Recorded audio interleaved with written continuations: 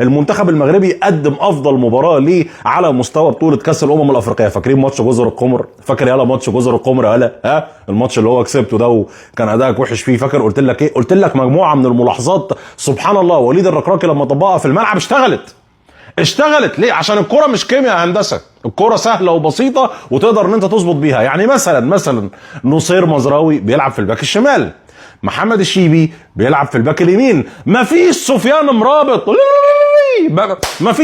مرابط في الملعب. لا اله الا الله. اخيرا وليد الركراكي تجاوز مرحله سفيان مرابط وقرر ان هو ما يحطوش في التشكيله اساسا. لا، والبدايه على الاطراف، ابراهيم دياز على اليمين، عبد الصمد الزلزولي على اليسار، وستر يا ستار، وايوب الكعبي في الخط الامامي.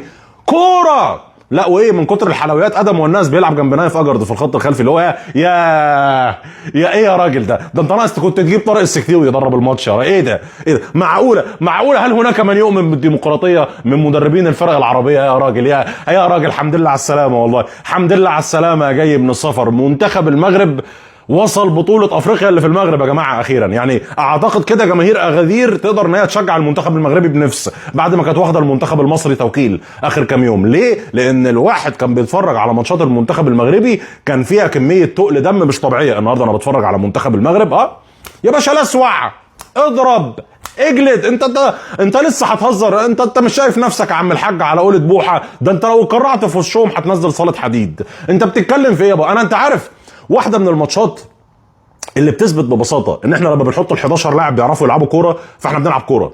لما بنحط 11 لاعب ما فيهمش فواعليه، ما فيهمش ناس تاخدهم معاك وانت رايح تجيب نقله رمله، ما فيهمش ناس هم كل دورهم في المنتخب وكل انجازاتهم مع المنتخب ان هم قدام في المنتخب، بتبقى الدنيا حلوه. انت عارف انا بكره لقب اللاعب القديم في المنتخب، صاحب الخبره. يا سيدي على عيني وراسي صاحب الخبره وانت ما بتضيفش اي حاجه. منتخب المغرب النهارده هو ده منتخب المغرب اللي مستنيين نتفرج عليه من اول ماتش.